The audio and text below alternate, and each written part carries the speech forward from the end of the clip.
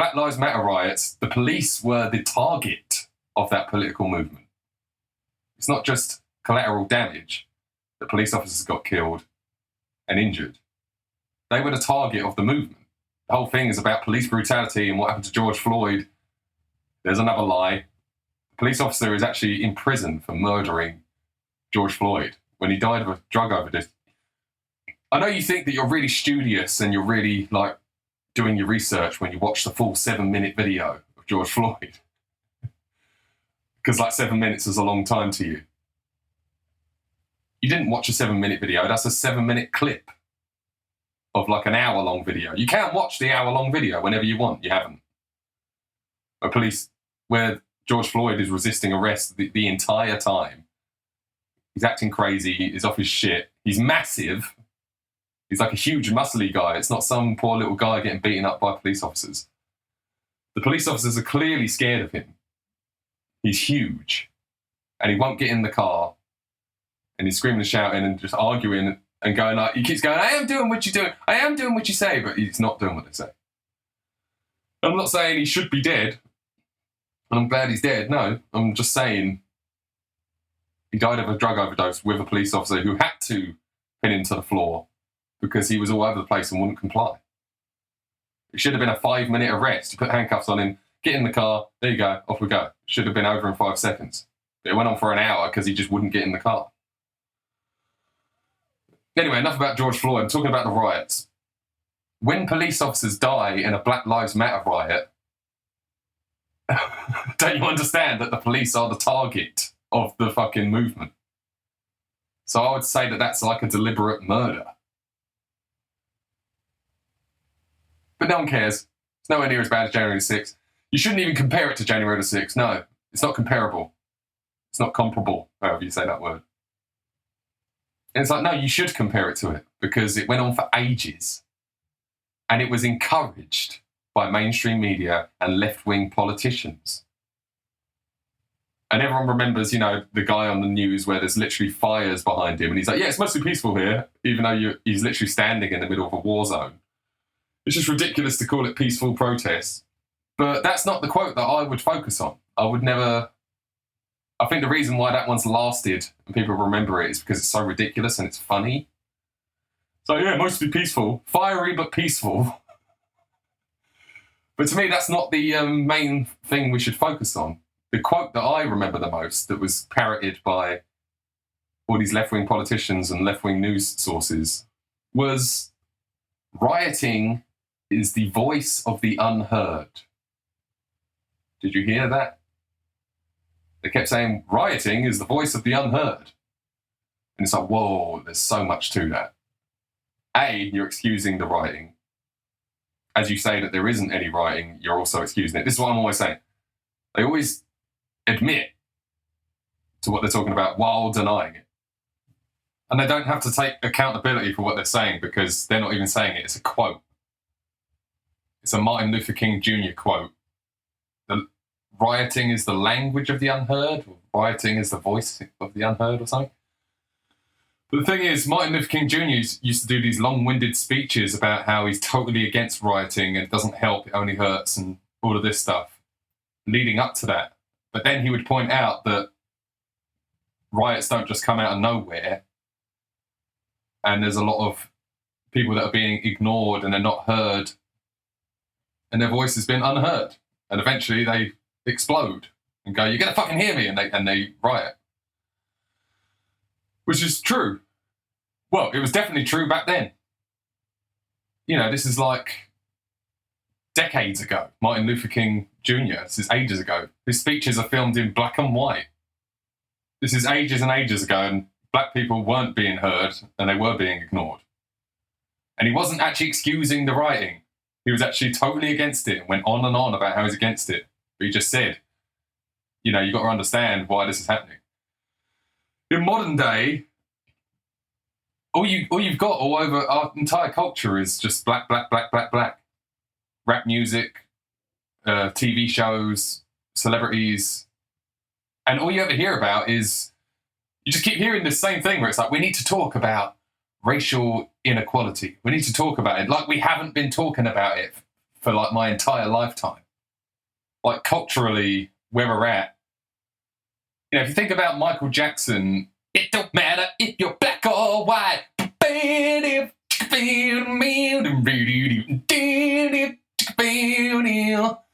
And thinking about being my brother, it don't matter if you're black or white.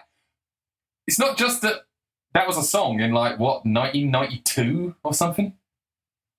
It's not just that it was a song sung by a black man who had somehow become white. It was pretty weird. But that song was number one. How does a song become number one?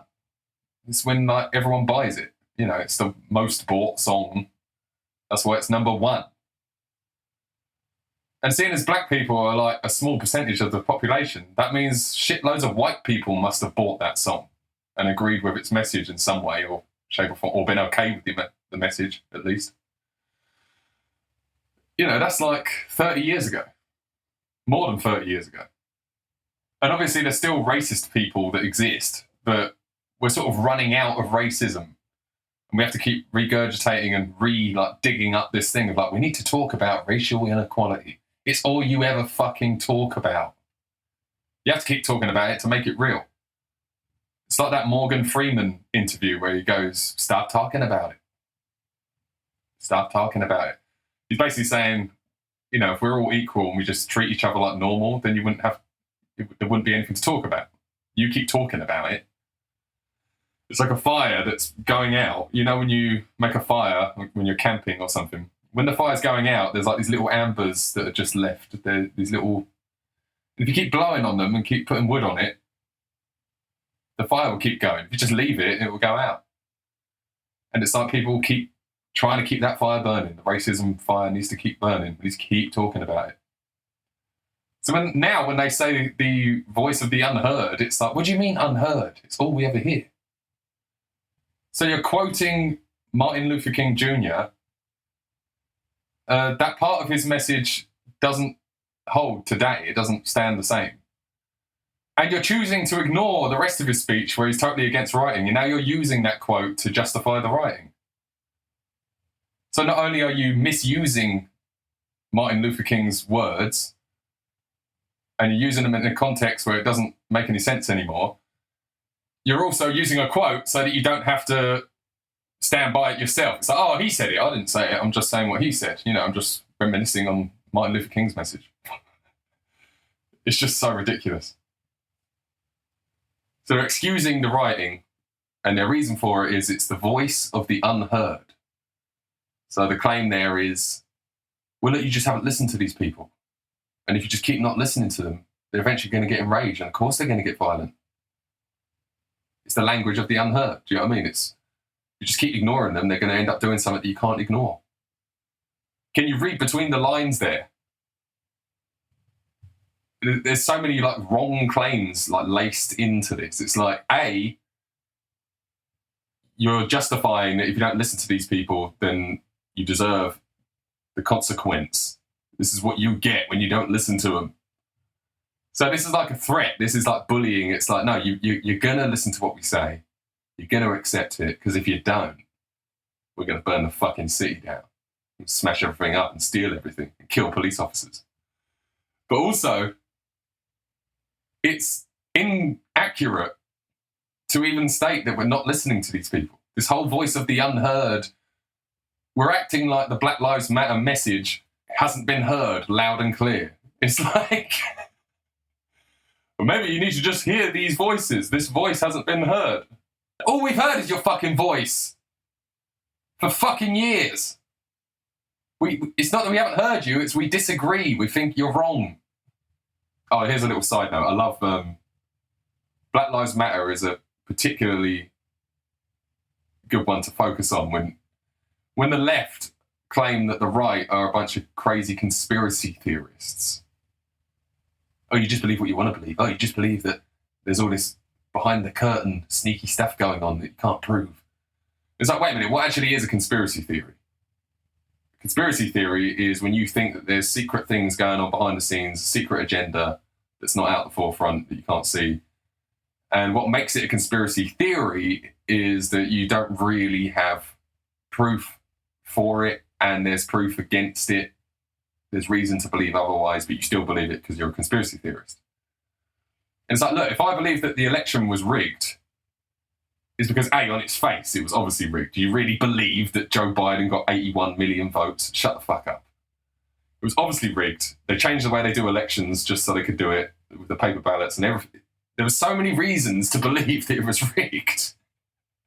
Or if I believe that it's not necessary to have lockdowns and face masks and the virus isn't as deadly as I say it was. I mean, you could have said that I was speculating at the time, but it's been proven that that is true, isn't it? That you can just get COVID and it's just like the flu. We know that now. And the vaccine doesn't help you the way they said it would. These aren't conspiracy theories. This is objective reality. But my favourite thing ever is, this is the problem. This is what I'm talking about with the bubble. Is Black Lives Matter and systemic racism. Everything's racist, and even when it's not racist, it is secretly racist, and it's sort of like, you know, subtle. And it's systemic. It's like laced into everything. Everything is racist. You don't realise you're living in a racist system. So it's not that, oh, things used to be bad and it's gotten better. It's like, no, it's not better. Now it's just covert and it's more subtle. So I always ask the left-wing, Black Lives Matter, mainstream media freak. This is what I'm saying as well. It's like, it's not, you know, woke is meant to be like, I've woken up to the bullshit and I know the real shit. And it's like, no, you don't get it. Your woke Black Lives Matter thing is mainstream. It's been pumped out into your face by the mainstream. It's not this underground, like, oh, we need to find out about this. So if you ask a Black Lives Matter lefty, okay, explain to me systemic racism, and I've done this, I've asked them. I go, explain to me systemic racism without sounding like a crazy conspiracy theorist. Go. And then they explain it. They go, oh, well, you know, we used to have slavery and we used to have Jim Crow and we used to have, you know, separate water fountains and everyone knew that everyone was racist. And then, like, they stopped doing that, but now it's more covert. And now the police are basically, like, hunting down black people and then they arrest them for nothing and then they let white people get away with it. And then, yeah, and then they just keep going on and on. And I just let them finish. I don't interrupt and go, what about this? What about that? I just let them finish. And then when they're finished, I go, okay, now explain it again, this time without sounding like a crazy conspiracy theorist. I'm not trying to be mean to the person. I'm just like, no, I'm sick of being called a conspiracy theorist. And I want you to know that you're a fucking conspiracy theorist. All right? Because guess what? What you believe in has little proof and quite a lot of proof suggesting otherwise. It's a conspiracy theory. And this is what the left don't get. People in the bubble think that the bubble is the world. They don't realise it's their little world. And they don't realise that the difference between a conspiracy theory and corruption is something you can demonstrate very easily. Conspiracy theories sound crazy. It's just that your conspiracy theories are accepted and repeated on mainstream news, so that they must be real, right? And the stuff that I know about, you don't know about and isn't talked about on the mainstream news. Therefore, it's behind the scenes crazy conspiracy theory. And so, first of all, the conspiracy theories that they talk about on mainstream news are obviously the ones that they want you to believe. And the ones that they try and censor are obviously the real ones. Not all of them, because they do try and censor like flat earth and shit. And it's like, the earth isn't flat, for fuck's sake. But the left seem to judge a conspiracy theory on who's saying it. If the right people are saying it and people that they want to believe are saying it, then it's real. You know, the conspiracy theories that they believe are repeated by mainstream news, teachers, scientists, only the ones that are on TV though. It's depicted in Hollywood movies. You know, everything that they're absorbing, everything that they're paying attention to is reinforcing these ideas over and over again. So they're like, oh, everyone knows this. This is just what everyone knows. It's not a conspiracy theory. It's like, well, okay, explain it then, without sounding like a crazy conspiracy theorist. I don't care how many people have repeated your conspiracy theory. It doesn't make it real. And if it's someone they've never heard of saying it, then it's obviously just made up shit. They don't really care about the validity of what's being said or the proof. It's just so funny that the lefties, all their conspiracy theories that they don't think are conspiracy theories because they're on the mainstream news, are all about how you shouldn't trust the authority of the system because it's corrupt and it's evil and it's trying to oppress you. Meanwhile, they back the system that is literally trying to oppress you. And they won't listen to people that are actually trying to tell them about the real corruption. Like, you've been so duped, it's unbelievable. Like, the Black Lives Matter woke conspiracy is they're saying that there's evil white people that control things and are trying to separate and turn against the races, and that's why you need to oppose and tear down the system. And I'm like, well, no, you're half right. There definitely is people trying to pull the strings and make the races turn against you, but it's the ones that are fucking pumping out all the shit that you believe. That's the funny thing is, most of the people behind the Black Lives Matter movement are white. But they're acting like these bleeding heart lefties that are just looking out for black people. It's like, no, without them, you wouldn't have all of this noise and all of this mess. It's just these white people just so happen to claim that white people are evil and they're the problem. And there's certain black people that like the sound of that because it excuses everything that's wrong with their life and it gives them something to aim their anger towards. So then those black people become anti-white, basically, and they have a shitty attitude towards white people. Those white people receive that shitty attitude and go, oh, I don't really like these black people. And then they actually sort of become a bit racist. It's a self-fulfilling prophecy. And the people behind it are white most of the time. Yeah, you're right about that. They're called lefties. It's not Trump, for fuck's sake. But the left are just very good at giving themselves these clever little names. You know, like I said earlier about progressive. You just call yourself progressive. And then anyone that's against you doesn't want progress. You call the movement Black Lives Matter, and then you're just a bunch of fucking commies, and you just want to tear everything down and burn it down and kill police officers.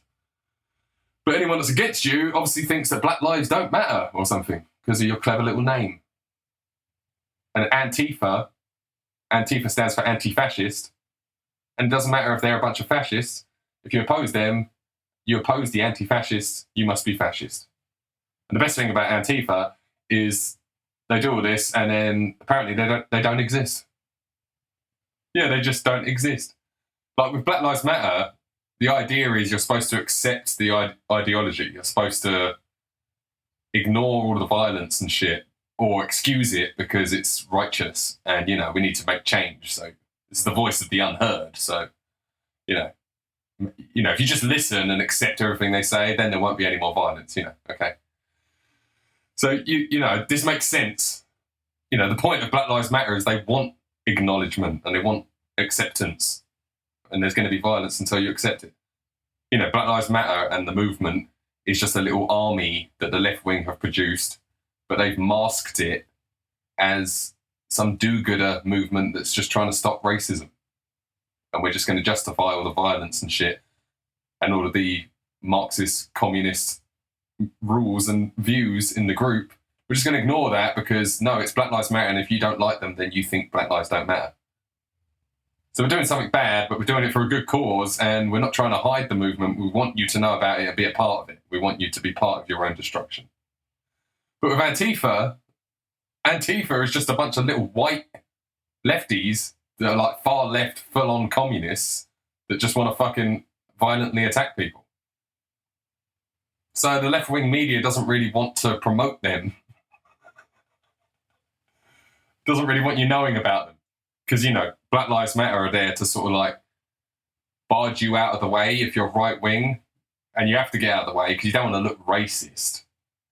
But that doesn't always work, you know. Sometimes people see through things and they stand up to it and go, no, I know what you're doing. I'm not falling for it. So then we have to get Antifa out to finish the job, to try and stifle the right wing. You know, if a right winger tries to do a public speech, Antifa will turn up and smash the place up and then disappear. And they all wear masks, not just because of COVID. They wore masks before COVID. It's because they don't want you to know who they are, and then they just run away and pretend that they don't exist. You can't identify these people, so they don't exist. Even if they do get caught and arrested, they get let out the next day, or if you try to stand up to them, if you're not going to let them just smash the place up, and you put them in their place, well, then you are a right-wing violent extremist, and you're attacking people for being left-wing. You see, you can't be defending yourself against a violent left-wing extremist group, because there is no violent left-wing extremist group. They don't exist. You crazy conspiracy theorist.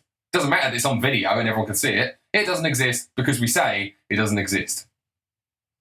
Antifa committing violent acts on video, those videos have never been shown on mainstream news to the people in the bubble. Therefore, in the bubble, they don't exist.